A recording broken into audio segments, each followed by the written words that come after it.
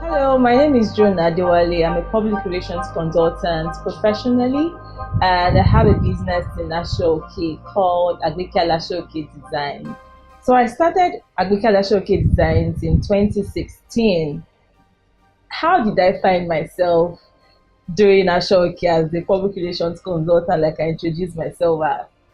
I got married in 2016 in the month of May, and my husband, a medical doctor based in Ibadan, and had to resign my white collar job, and I relocated to Ibadan. On getting to Ibadan, I had lots of assurances from people that they would help me get a PR job or a communications job or something related to what I was familiar with. 1 month passed, nothing. I'd gone for a couple of presentations here and there. You hear things like, "Oh, you're so good. Oh, we'll get back to you." Blah blah blah, and I never got to hear from them. Second month passed. I was like, "Oh my God, this is not the life I've been called to live. I can't be sitting at home, waking up, sleeping, doing nothing. I'm not just that kind of person. I'm up and going kind of person." So I found myself looking out for things that interested me or things that I could do. And somehow I was always looking at pictures, Ashoke pictures on Instagram, and it just fascinated me really. And I'll just see different designs, and I just said, "Oh, okay, maybe I should give this a try." And that was how I started. I was just thinking of something I could do, just to while away time, and something that I could apply my PR knowledge in, and Ashoke was just the missing piece. And more so based in Ibadan, Iseyin is one of the Ashoke producing areas in Nigeria. So it was just easy for me. So that's how I started, anyways. And this is 2019, it's almost 3 years down the line, and it's been filled with different calls, the good, the bad, the ugly, the days that I will cry, the days I will say, "You know what, I'm not doing again." And last year was one of those years that was like, "Oh my God, who sent me a message? Why am I in this business?" That same last year was also the year that I appreciated God for giving me this knowledge, to start um, this business and to do things the way I'm doing it. Some of the things that we do are we make bags with Ashoke, we make shoes, we make dresses, we make throw pillows, bow ties, lapel pin, accessories, and more. We also make things like makeup purse. We make things like shaving bags for guys, just handy things that you can use in your day-to-day life. So the concept of this is you don't necessarily have to wear an Ashoke piece before you're representing your made in Nigeria product. It could be your brooch, it could be your pocket square or your head pin or whatever it is. It won't be your bag. Like I always like to carry my own bag. My tab pouch is also made with Ashoke. It's just one piece that just shows, that in Nigeria we have creative people. In Nigeria, there are things that we can do, to project us, on the international scale. Now, like I was saying earlier, last year was filled with the good, was filled with the not so good experiences. I'll start with the good one. But the good one was in June or July last year when I received a call one afternoon, and I remember that afternoon I'd prayed to God. I was like, "God, just show me that you really still care for me. You really still love me. Why is it that I've not gotten calls, business? When you give people price, they will say it's too expensive, and they don't know that it's not just about you, but it's about how this product is really being made. At the end of the day, the margin that comes to the business is not even anything compared to what some other people make in their businesses."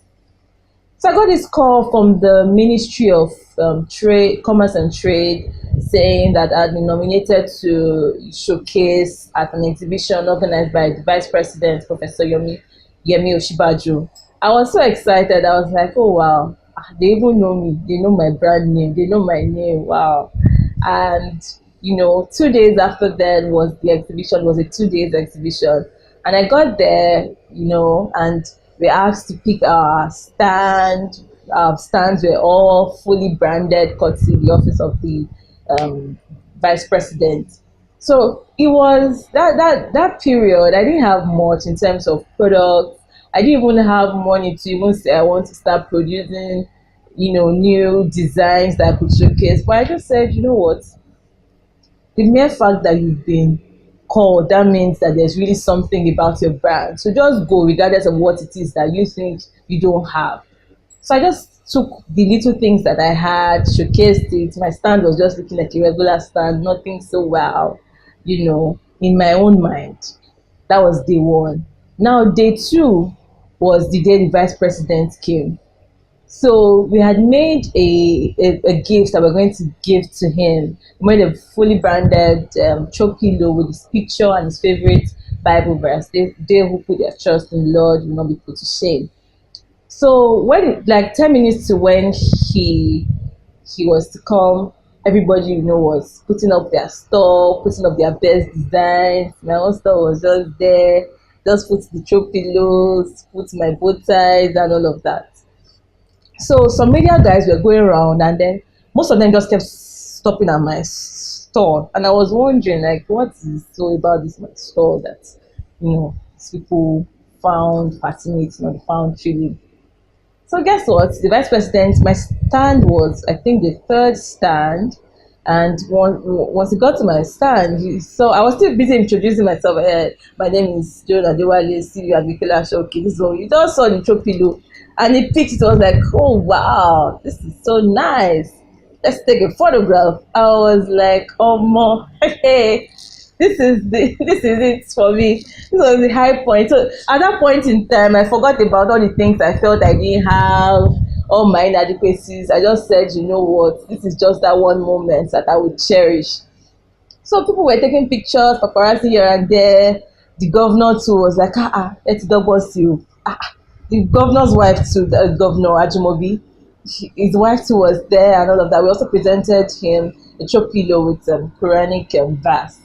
So the vice president, we took picture. I didn't know NTA was there, and a couple of other media houses, and it was on NTA that day. People were calling my parents, I saw your daughter, this and that. I was like, I didn't know. But I was so happy because for me, that period, I just felt, regardless of what I thought wasn't going right, other things were going, regardless of things I thought were going wrong in terms of, I wasn't getting sales. I mean, that recognition gave me joy that, what, keep at it. Over time, things will fall into place. Now, this same last year, I got some complaints that, days I would cry.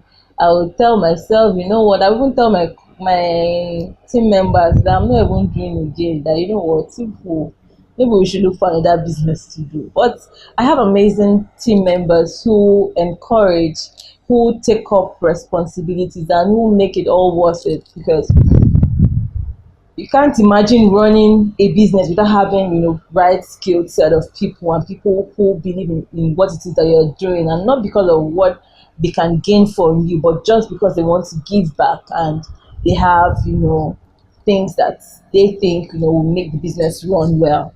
So that for me kept me going. And apart from that too, my husband believes so much in what it is that I'm doing as a public relations consultant, and also an entrepreneur with this business, Ashoke, Agbeke Alasooke Designs. And my family members, they've been so supportive. If we have more and more family, friends who encourage us while doing business, I think it will make it better for us, and not just say, oh, because you're doing this, they want to take advantage of you. I think that's one of the things so many people don't experience. And I'm grateful to God I have this kind of people around me. How do I combine my being an entrepreneur running a business, that's okay, with my being a public relations consultant? Mind you, those are just one of the two businesses that I run. I have other businesses that I run. There are some that I partner with a couple of people.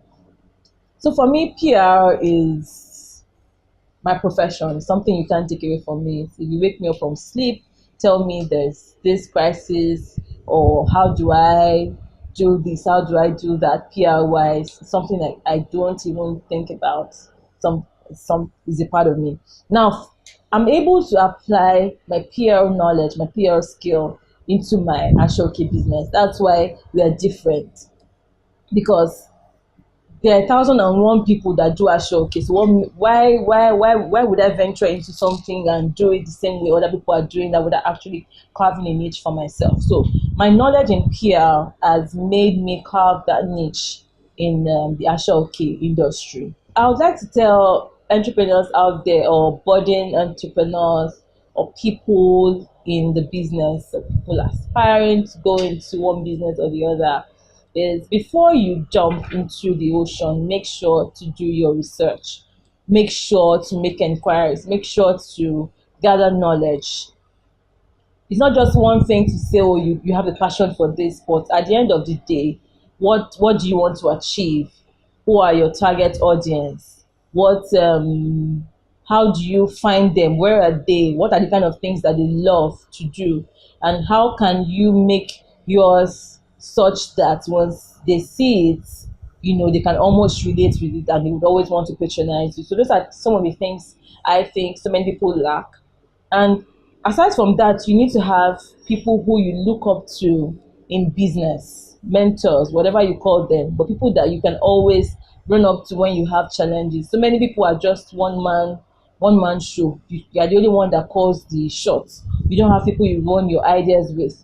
So once you get into any business challenge, you don't know who to turn to. So it's important to have people up there that you look up to in your business. Aside from that, so it's always good to do things right. Get your business registered by the Corporate Affairs Commission. It's very, very important. Don't just open shop and say you're just running one business. Do things right. Get Once you get your business registered, get your official bank account. Let people pay into your bank account and not your personal account. That's one of the issues. Some people don't trust people who don't have personal business accounts. They just think, oh, this one is just scam. This one just wants to eat my money and run. But there are some people that once you approach them and they see that, oh, you have a business name, you have a business account, they want to do business with you and they take you more seriously. There are places that you go into, they give you more attention. There are some loans, there are some grants that you don't get if your business is not registered and if you don't have an official account. So those are just one of the things I think most entrepreneurs don't take into cognizance before running their businesses. I believe once you're able to do things right, you get the right kind of result. And like the saying goes, Rome was not built in a day. My business is almost 3 years old, but I can tell you that it doesn't feel like that. And it feels like, there's still a whole lot I need to cover.